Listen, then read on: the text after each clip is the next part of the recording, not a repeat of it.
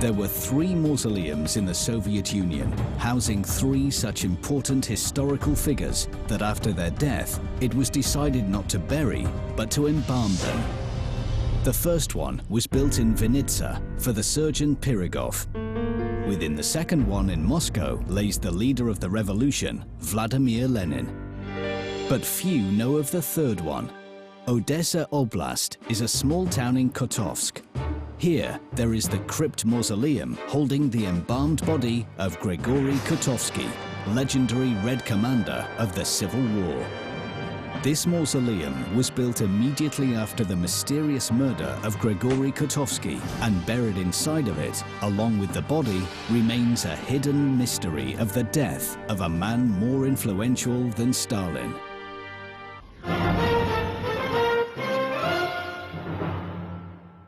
Odessa Oblast in August of 1925, Chebanka village, where Olga Kotovskaya was in the final month of her pregnancy.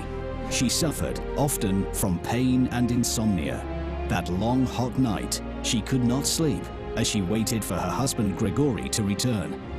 At around 2 a.m., the wife of the Red Commander finally managed to fall asleep. Suddenly, Olga awakened, startled. Clutching her stomach, Olga ran to the window. Outside her window, in the street, a crowd flocked. People surrounded a body. Sprawled on the ground, it was Olga's husband, Komkor Kotovsky. Chebanka villagers were terrified.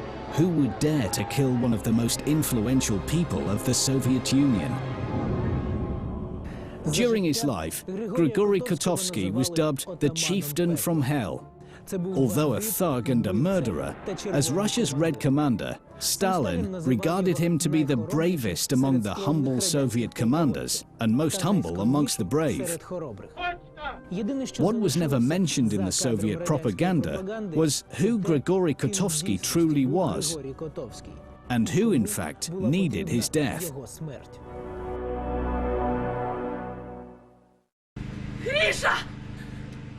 Olga Kotovskaya lay crying, grasping her pregnant stomach. Her new daughter, Lenotchka, born only a few days later, would never know her father. The wife of the dead Komkor was stunned by what followed. While her relatives collected around her to calm her, the former commander's comrade Zayda Meyer silently entered her home. Unlike the others, Meyer did not attempt to comfort her, nor did he offer his help. Instead, he knelt down beside her and begged forgiveness. It was he who killed her husband, his friend Komkor Kotovsky. Olga Petrovna became hysterical, driving this murderer from her home. In the confusion, Meyer vanished and a few hours later was arrested. News of the Kotovsky murder reached Moscow and flew from mouth to mouth, creating a huge scandal. Kotovsky had been loved by millions of Soviet citizens. However, something quite unusual occurred. The death of the Komkor was simply ignored. Only a single newspaper reported the murder in Chebanka, the Pravda. We managed to find a rare issue stored in the newspaper department of the Vernadsky National Library in the Ukraine. On the night of the 6th of August, it reports, at the Sovkhoz Chebanka, 30 miles away from Odessa, the untimely death of a member of the Union, the Ukrainian and Moldovan Central Election Commission, commander of the Cavalry Corps, Comrade Kotovsky. Why was the manslaughter of this legendary Komkor so modestly reported? Just a single mention of no more than an untimely death.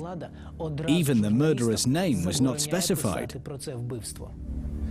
The day following the murder of Komkor, a group of embalmers arrived in Odessa from Moscow. It was headed by Professor Vorobyov, who in 1924 embalmed the body of Vladimir Lenin. Medics began working on the body of Kotovsky. Meanwhile, not far from Odessa, a mausoleum was being erected.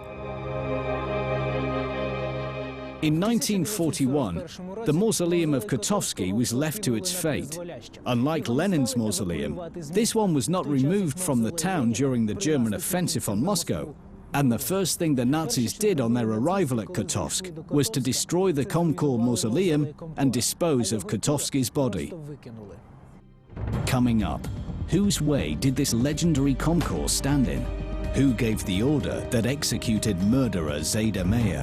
Why do historians now call Meyer the first Soviet killer? We will meet the grandson of Grigory Kotovsky and find out what secret his grandfather had been hiding his whole life. We will also learn why all the investigation materials mysteriously disappeared after the death of Kotovsky, to be confiscated to the special funds of the security service. And we will find a place where today lay the bones of the legendary Komkor.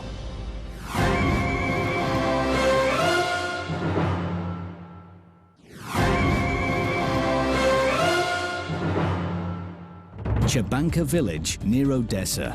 2 gunshots murdered the Red Commander, the man of legend, Grigory Kotovsky. The killer, his comrade, Zayda Meyer. However, his motive remains unknown.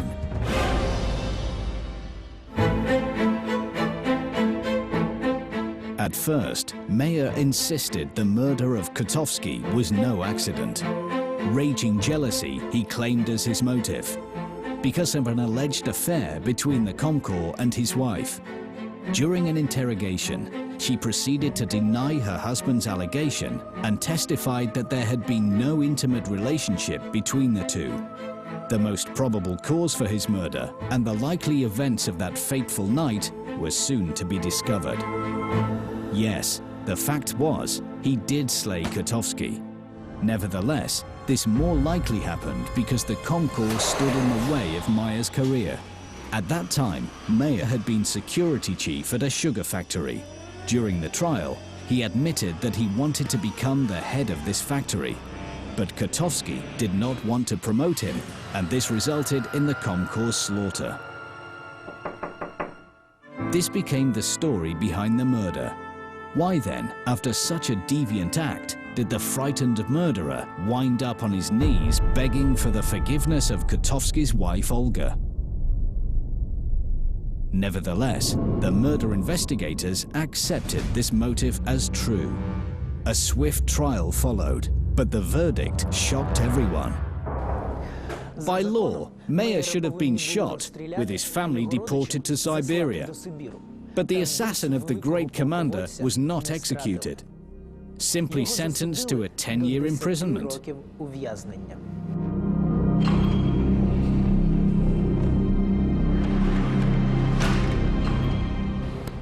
What's more, although this was a time that even minor thieves were executed in this country, 3 years after this verdict, Kotovsky's assassin was mysteriously released for exemplary behavior. Quite extraordinary that during this morally deficient time, crammed with brutality and loss of millions of lives in the First World and Civil Wars, with a country so swathed in human blood and life of such little value that the state so easily reversed itself to spare assassin Meyer Zayda. Grigory Kotovsky and Zayda Meyer met in 1918. At that time, Kotovsky had been an underground Bolshevik agent and a bandit chased by police. And Meyer was owner of the best brothel in Odessa, one of the richest men in the city. Zayda Meyer was one of Odessa's first slaveholders of whites. Girls from Odessa and the Ukraine were by force shipped to Turkish harems and brothels, dependent territories of the Turkish Empire, Egypt, North America, and to Europe. Zayda Meyer headed over a filthy business. Ironically, even his own sister and wife were prostitutes in his organization. Fleeing from a police chase, Kotovsky found a place to hide within Meyer's brothel, where he found protection while in pursuit. Meyer concealed the fugitive for several days, while feeding and caring of his needs. At this time, the two became friends.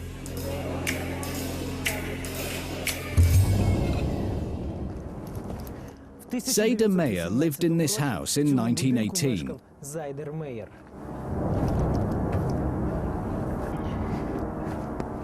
However, 4 years later, Meyer became homeless and without a livelihood. This time, Kotovsky returned the debt and found Meyer a place to work.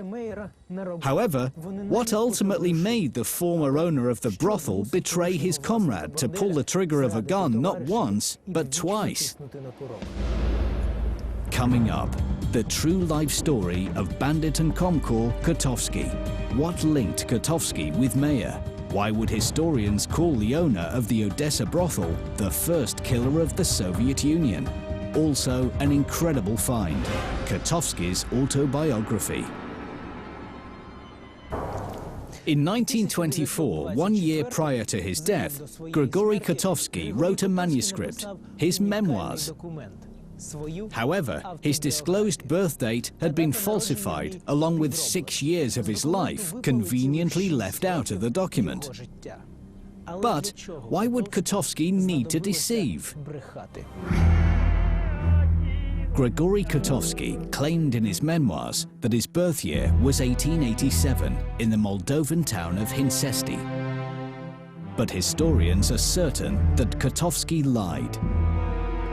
He was actually born in 1881, 6 years earlier than the date in his autobiography. What secret was the legendary Komkor hiding? What happened during these 6 concealed years? It turns out that for 6 years, until 1917, the legendary commander had been a criminal. A huge number of modern adventurers and criminals correct some of the dates, which may include their birth, and hide some details. Why would Kotovsky do such a thing? Perhaps to hide some previous convictions? For example, Kotovsky attempted to conceal information about his first conviction.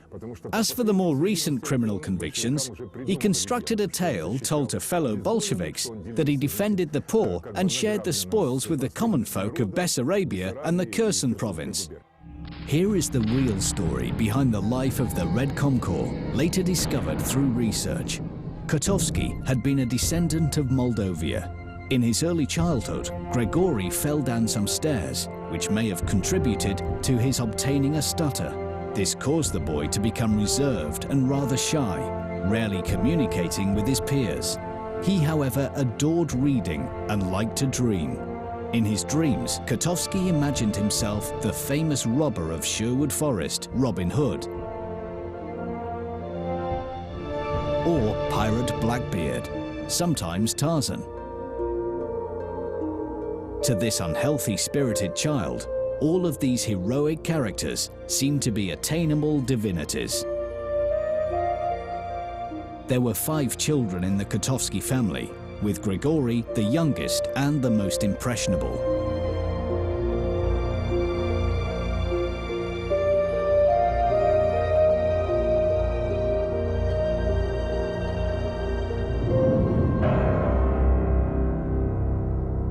The sudden death of his mother led to the young boy's first attack of epilepsy soon after her funeral. Little Grigory Kotovsky watched his mother die. It was difficult enough she died, but he was forced to witness this. And again, this coincided with his first attack of epilepsy. This seems to have contributed to the struggles he encountered throughout his life. He stammered badly, and he became uncomfortably nervous. At the age of 14, the boy carried on in life with epilepsy, with the stigma of a stutter. Then he had lost his last close comfort, his father. Now he would have to care for himself, and so he enrolled himself into a school of agriculture, where he turned much of his attention to his body and strength. As a result, this former weakling became the strongest amongst his peers. His character hardened, and he began to control everything with his will. People around Kotovsky began to respect, even fear him. In her memoirs, Kotovsky's sister Sophia reveals that at that time, no one could beat Grigory. He could easily put anyone who dared to mock his stuttering defect in their place. Kotovsky became a statuesque boy, actively into sport. While he was fond of reading, he revered his adventure books. His favorite, Tarzan. The book captivated him. Naturally, it also influenced his adventurous character and the way he perceived his actions. Kotovsky experienced his first love. To receive the diploma of a specialized school, he had to undergo some on-job training. Grigory became an assistant manager of the estate of Skopovsky, the landlord. The landlord's wife became attracted immediately to this self-assured, handsome student. Soon, they began to meet secretly. However, the affair was split up by the husband. Landlord Skopovsky discovered the affair.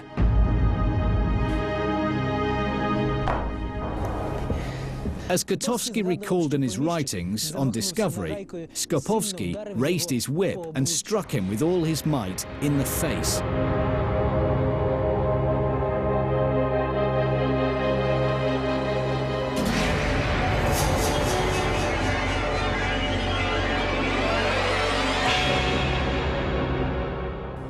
What occurred next sealed forever Kotovsky's fate. In response, Kotovsky counteracted and began to beat the landlord until stopped by the servants. The landlord then ordered his men to beat Grigory almost to death, and then undressed him and threw him out of the estate. Nobody ever humiliated Kotovsky like that again. Insulted and beaten, he walked off. After that, Grigory tried twice to locate a job and briefly worked for other landlords, but his bad reputation haunted him. At another job, he was accused of feigning documents, then of stealing the money. This caused a police chase, and Kotovsky had to hide. The next 2 years, having no job or money, he knocked about North Moldova, in Bessarabia, where he often committed petty thefts. It was here that he first acquainted with the SS, activists and members of a terrorist group banned in the Russian Empire, a socialist revolutionary party. The group provided Kotovsky with clothes, food and accommodation at their secret address. Grigory found much in common with them. First and foremost, a hatred for the regime. It was then when Kotovsky felt like a hero from his favorite children's books, Robin Hood.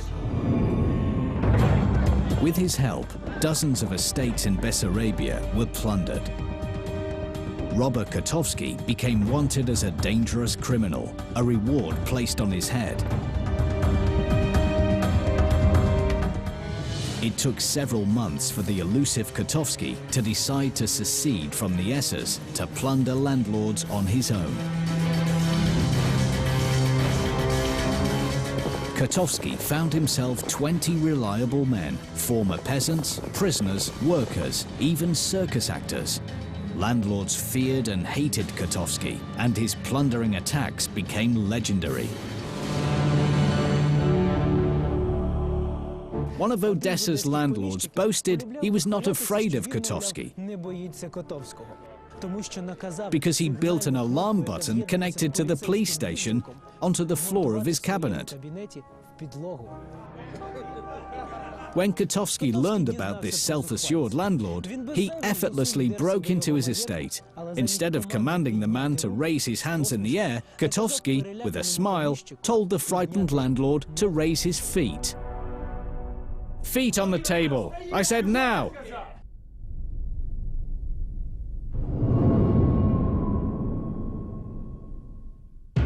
It is not known whether he actually shared the money with the poor peasants, but people literally prayed for this audacious robber.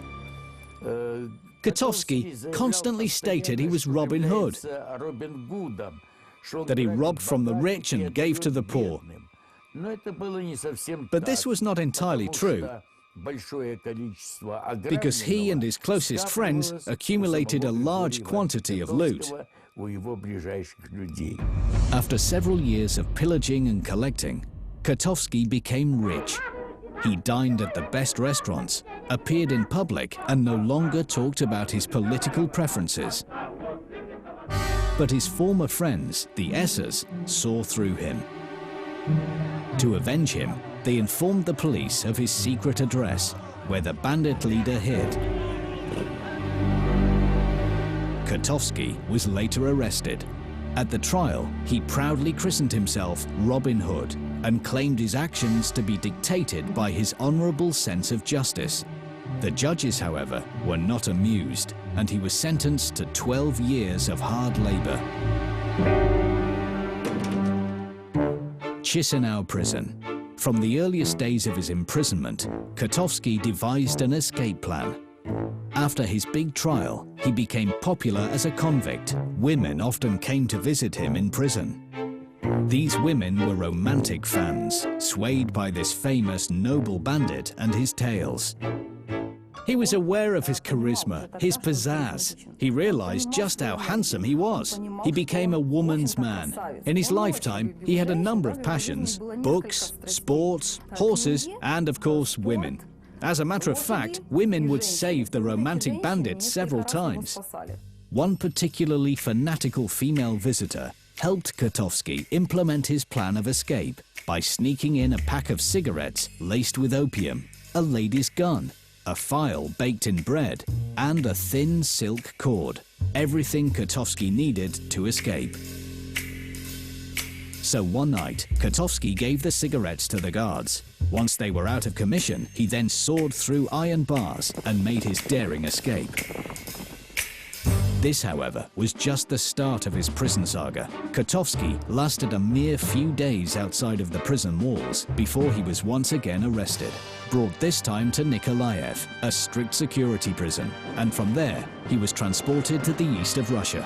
Kotovsky sat in prison 10 more years. He built, along with his fellow inmates, the Amur Railway and worked in the Nachinsk mines. Victor Fatelberg Blank, researcher of the gangster world of Odessa, believes that during his prison time, future legendary Komkor Kotovsky was not an inmate who just sat passively around. It's more likely that he veiled his activities while behind bars, and this helped him to build an underworld reputation in the criminal sphere. In this circle, he belonged to its elite.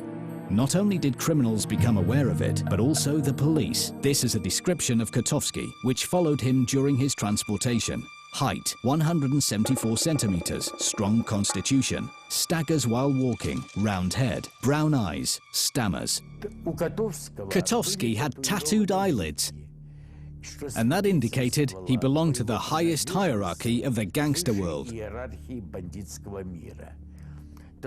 His tattoos consisted of dots encircling his eyelids in a figure of 8. When he became a Red Commander, Grigory Kotovsky wanted them removed. But in those times, there were no specialists. And so he had to go through life with them on his face. And when he died, the tattoos went with him. Such tattoos thus implicate him and his life as a bandit and underworld leader. It was 1913. The alarm sounded at the Nachinsk mines. Escape. Among the prisoners, one was missing. The underworld leader, Grigory Kotovsky, escaped, killing 2 guards in the process. This time, he was never found. He spent 2 more years in hiding, working as a loader, and finally appeared in Odessa. By now, Grigory was 32, no longer a young outcast student, nor Robin Hood. He was a former prisoner and experienced gangster. Out of prison, he carefully prepared for brand new attacks. Within a few years, Kotovsky became a terror in Odessa's gangster world. It was believed he could read minds simply by looking into other people's eyes. He would learn about people by using his eyes, which he did often. He would categorize men and choose the ones he liked to be part of his crew. In those days, Odessa was the crime capital of the Russian Empire. Numerous underworld gangsters operated in this region. The police simply had no time to catch all of them. They were looking specifically for Kotovsky, searching all his secret addresses.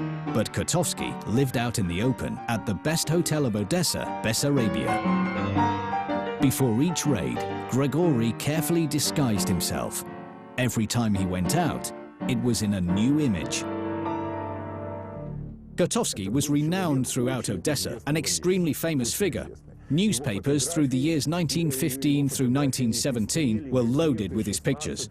This meant that he could have easily been identified. Nonetheless, if he attended the theatre or went out, he would simply stick on his face a beard or a moustache and become incognito. These facts of Kotovsky's life were to be later concealed within the Soviet Union's official history books. And Kotovsky himself purely eliminated the years from his own memoirs. What remained were only high-flying, blurry lines. By force and terror, I took away material possession from exploiters and gave them to those who needed these riches. Without knowing of the party, I was already a Bolshevik. 3 years of freedom from jail equated to 3 years of debauchery and plundering. But by 1916, his luck ran out. Legendary robber caught. Romantic bandit Kotovsky brought into police station. Robin Hood of Bessarabia was taken. These became the headlines making Odessa's newspapers. Police triumphed. It was during a raid that Kotovsky fell into their trap and finally found himself behind bars. Primorsky Boulevard 7. In 1916, fates of thousands of prisoners were decided here. In this building was the Military District Court of Odessa, and it was here that Grigory Kotovsky was tried and convicted.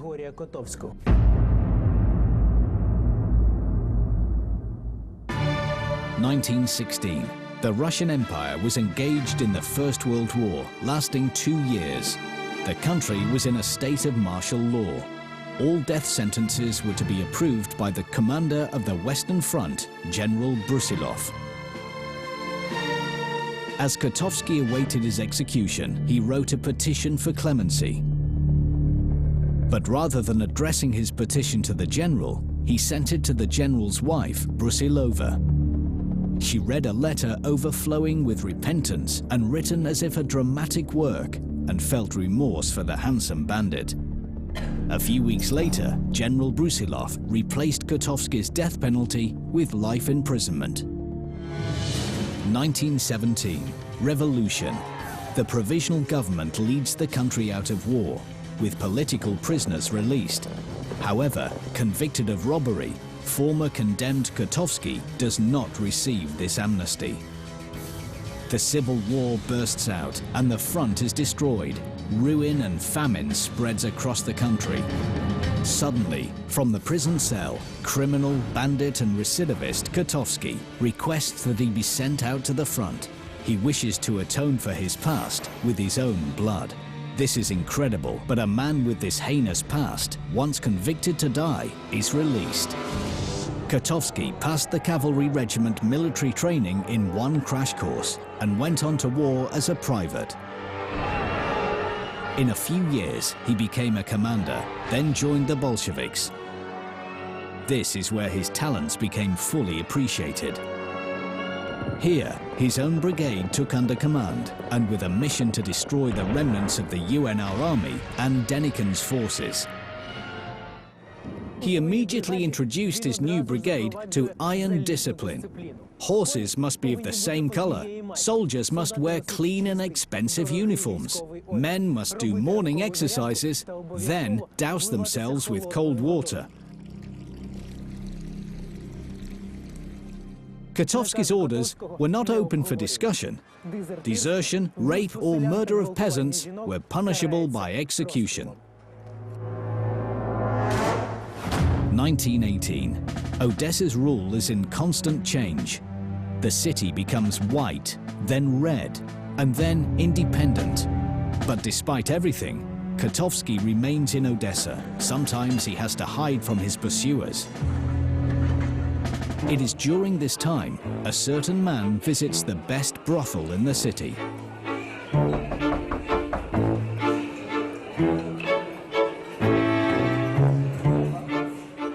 He is met by the owner of the establishment, Zayda Meyer, who asks what kind of woman the client wants.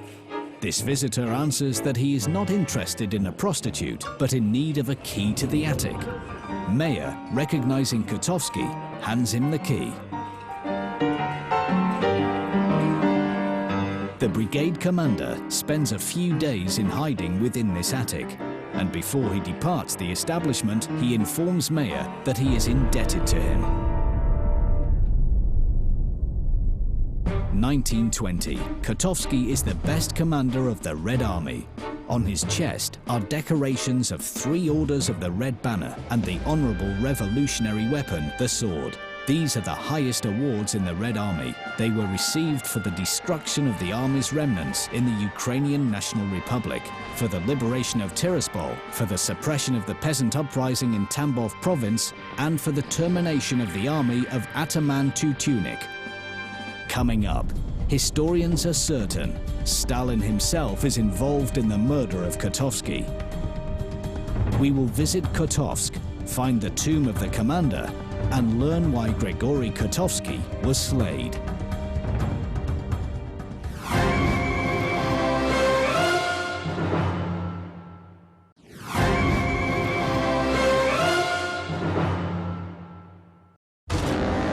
(1921). The Civil War has ended. This year, the Bolsheviks liquidate the last brothel in Odessa. Zayda Meyer is left without work. And so he pays his own visit to Kotovsky, who owes him a favor. And the commander appoints Meyer as security chief of one of the sugar factories. December the 30th, 1922. On the map appears a new country, the largest in the world, the Union of Soviet Socialist Republics. The Civil War is over, and Lenin becomes the first leader of the country. But after 2 years, Lenin dies, and in his place comes Joseph Stalin. Stalin begins a struggle for the sole control of the country. He doesn't need any rebellious leaders. During this time, the country is led by its military men, many of them with dark pasts, murderers, robbers, and gang leaders. Grigory Kotovsky is among his chief people. Out of Kotovsky's advice to Stalin, Moldavian Autonomous Socialist Republic is added into the Soviet Union. Kotovsky himself becomes its informal leader. His aim is to capture and unite all the lands of Bessarabia, even those belonging to Romania. However, the CC does not want war with Romania. Kremlin politicians, however, are too busy with the internecine wars to protest. Stalin, by eliminating his rivals, is advancing to a sole rule. Kotovsky is forbidden to aggravate this political situation. This enrages him so much that the Komkor leaves his corpus and goes on holiday with his wife and son to Jabanka village in Odessa Oblast. 1925. Kotovsky is now 44, a married man and father. He has a son. A few days later, his daughter is to be born. Their holiday is interrupted by a telegram from Moscow. The People's Commissar of the USSR appoints Kotovsky his deputy. In this country, ruled by military men, he is destined to become the Prime Minister. Grigory Kotovsky celebrates his victory. He hastily packs his things and gets ready to go to Moscow. But in the evening of August the 6th, on the eve of his departure, Kotovsky is invited to a party. 2 a.m. Kotovsky returns home.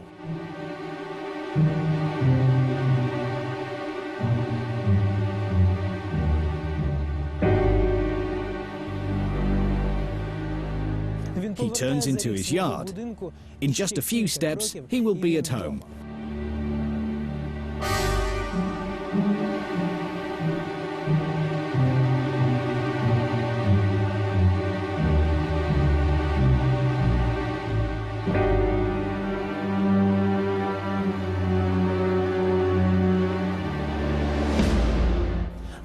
Suddenly, Kotovsky notices Meyer. Komkor is pleasantly surprised. He doesn't expect to see his friend in Jabanka. He stretches out his hand in greeting.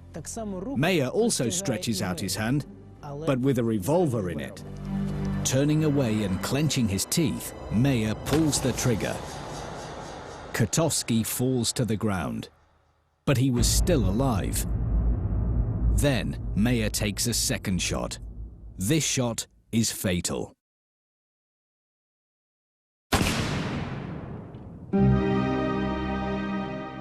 On this site of cottages, there was once Old Chabanka, the village where Kotovsky was killed. Meyer, who murdered the legendary commander, was sentenced not to execution, but to 10 years of imprisonment. Of the 10 years, the killer remained in prison for only 3.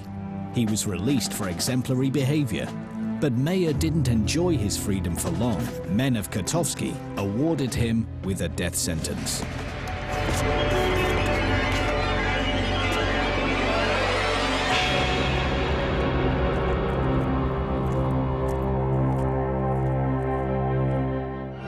Modern historians claim in the mid-20s, Stalin began to consolidate and gain sole power in the USSR. He managed to remove his main competitor, Leon Trotsky, from leadership. Among all the Red commanders, only Frunze and Kotovsky remained disobedient to him.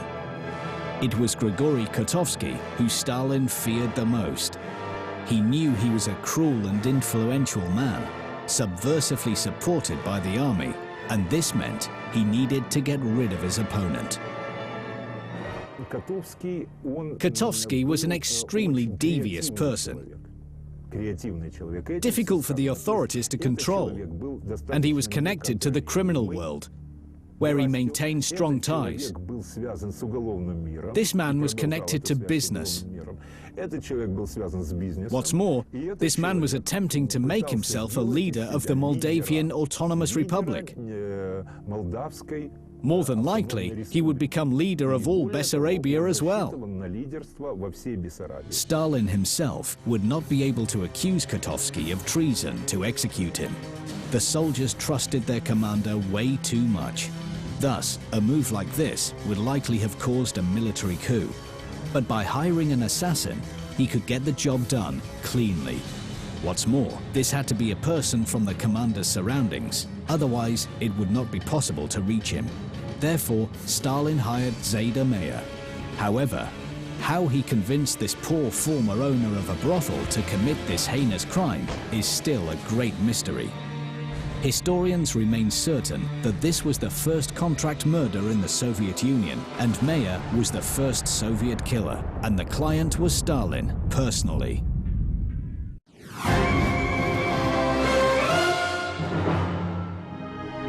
Elena Kotovskaya named her son in honor of his grandfather Grigory. We have managed to meet him and learn exactly whom he and his mother believed to be guilty of the murder of the legendary Komkor.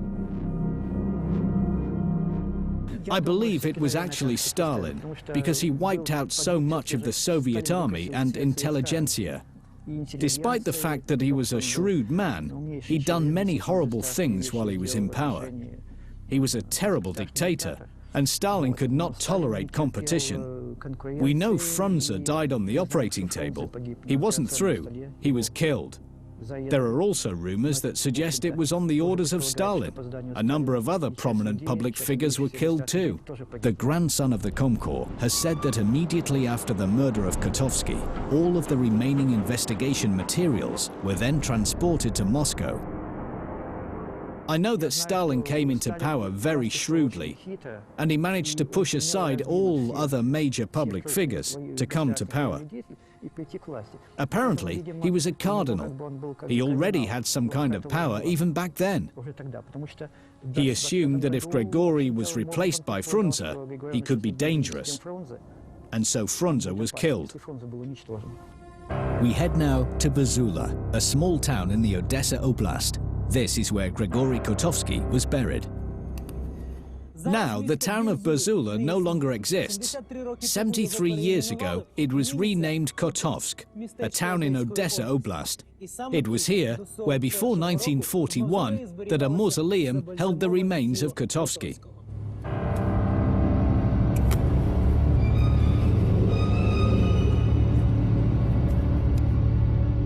The Komkor was buried with honors. At his funeral gathered thousands of soldiers.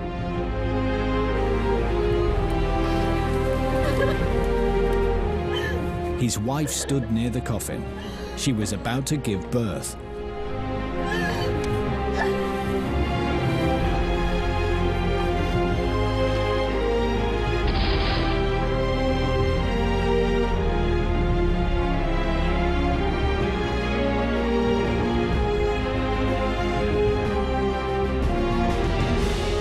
when the salute was given in honor of the Komkor, Olga Kotovskaya went into labor. The last child of Kotovsky, his daughter Lenochka, was born and never saw her father alive. The child, Olga Petrovna, would only see her father behind the glass in the mausoleum. However, the embalmed body of the Komkor was not destined to remain there long. During the war, it disappeared and the mausoleum was destroyed. In the heart of Kotovsk, we found a monument. It was established in 1965 in honor of the legendary Komkor. Previously, here stood the mausoleum. It was destroyed by the Nazis in 1941, while the commander's body was thrown into an ordinary pit. Eventually, he was found by simple workers, and in 1944 reburied. It turned out that here remains an underground portion of the destroyed mausoleum, and in it finally found peace Robin Hood of Odessa and legendary Komkor Grigory Kotovsky. We received a unique opportunity to get inside the mausoleum, which has been closed for many decades. The bones of Kotovsky rest in this coffin.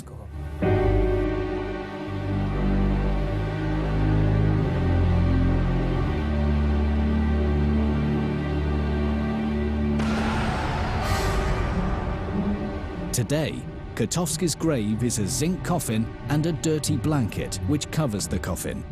Under the blanket, there is a skull of the man who once was the storm of the Odessa raiders, Bessarabian Robin Hood and the legendary Komkor. A few months later, Frunze dies on the operating table. As the Politburo reported, due to an unsuccessful surgery. So why was Frunze sent to that operation? It's a fact that Stalin had already been strengthening his power, and it's clear that he didn't need the independent Red Army. After his removal of Kotovsky and Frunze, there continued a series of murders and repressed stories within the Union. 1936. Shot. Grigory Zinoviev, the instigator of Stalin's appointment to the post of General Secretary of the CC of the Communist Party. 1937. Killed.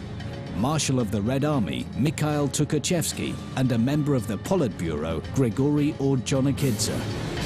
1940. Killed. Stalin's chief opponent, Leon Trotsky.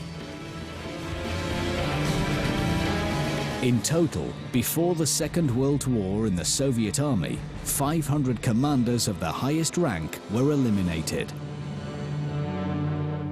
And the first warning signal sounded on August 6, 1925, in a seaside village of Chebanka.